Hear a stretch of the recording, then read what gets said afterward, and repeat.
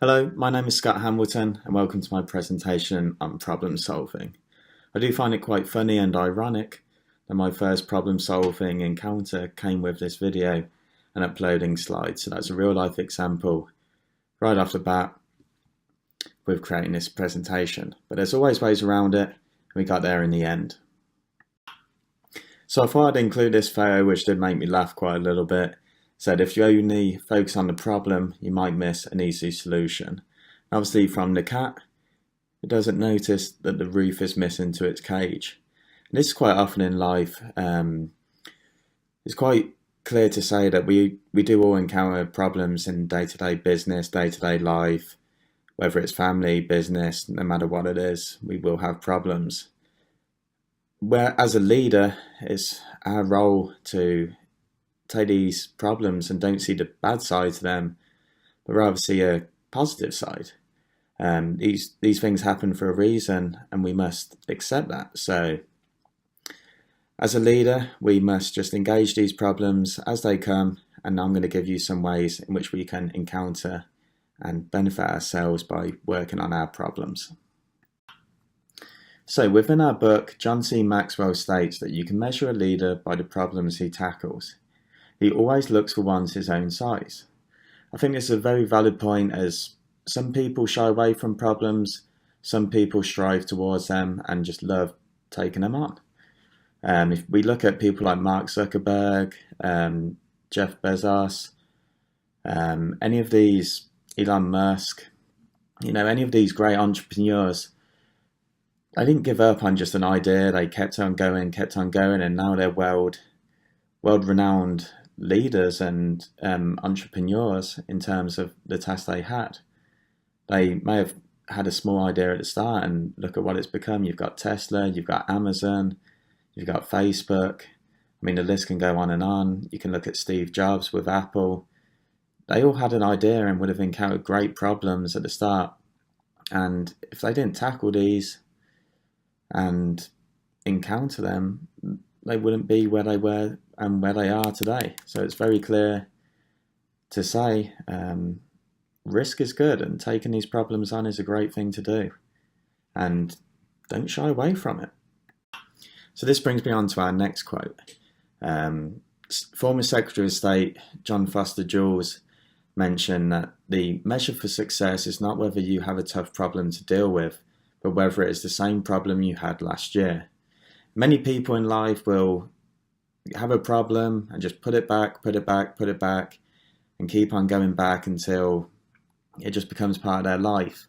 Whereas real leaders will just keep on working at it until it is no longer a problem. So I feel there's two types of people: those that put it off and those that challenge it and take it on. We want to be the latter and take it on, and that's what leaders do. So just a little example before we move on to this next slide. When I worked in air conditioning, my boss always said to me, "Scott, give me solutions, not problems." And if we think about it, it makes sense. Even though a problem occurs, can we think of a solution on the spot before announcing it to others? And then when we come to others, say, "Hey guys, I figured out this problem. However, I've also figured out this solution." So you're doing the hard bit for them, and they already know how to fix it by the time you've given it to them. So now moving on to this photo. I'm sure we've all seen it before. On the left-hand side is a straight line to success. However, in reality, the photo on the right is what a pathway to success would really look like. We have setbacks, problems occur.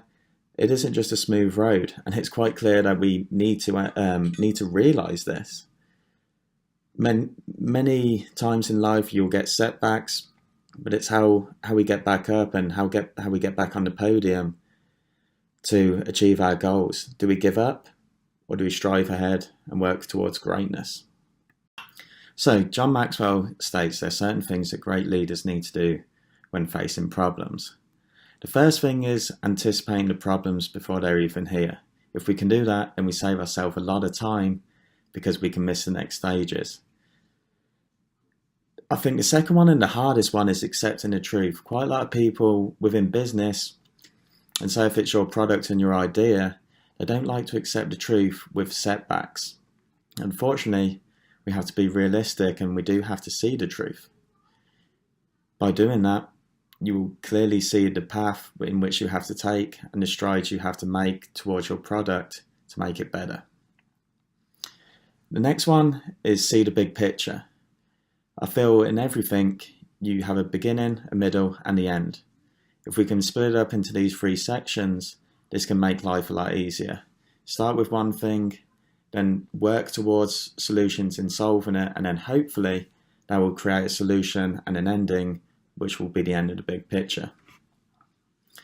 Number 4 is handle things one at a time. This is a really useful thing to do. Don't take all your problems on one by one, or all at once instead, I should say. Take them on one by one. Make them line up for you. If we take all our problems on at once, we get bogged down, emotionally stressed, and things will just never get accomplished. And then lastly, number 5 is don't give up on a major goal when we're down.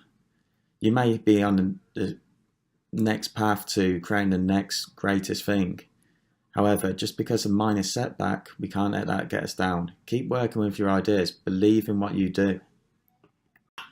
So here's a little picture of what I'm going to challenge you to do when you next encounter a problem.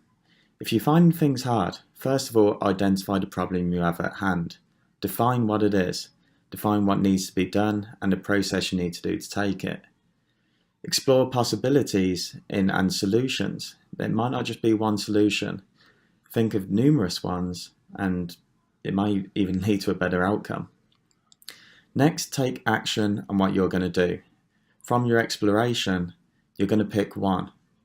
And then once you've taken the action, you have to look back and see if it's successful. If it's not, unfortunately, we just re-go over the process. Identify, define, explore, action, and look back. So here's my favourite slide in the presentation. First of all, you may say, Scott, I've got these problems and I just can't come up with solutions. And that's fine, you know. Sometimes we can't, and we just need other people's help to do so. However, it must be stated that we are all young and we're in an early part of our careers. If we look at the owners of Starbucks, McDonald's, Nissan, and the Huffington Post, they all became successful in their 50s. You know, that's quite a long way off for some of us. And it must be stated that, like we go back to the success slide and the path to success, it's not always a straight path. These people would have encountered great problems in life, which they would have had to come up with many, many, many solutions. Did they give up? No.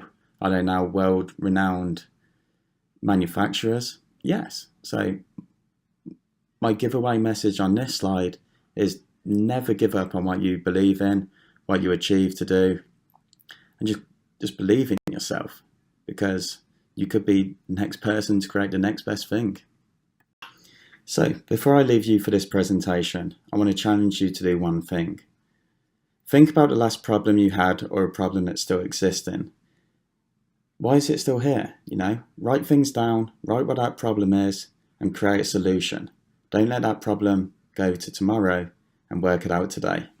Thank you for watching.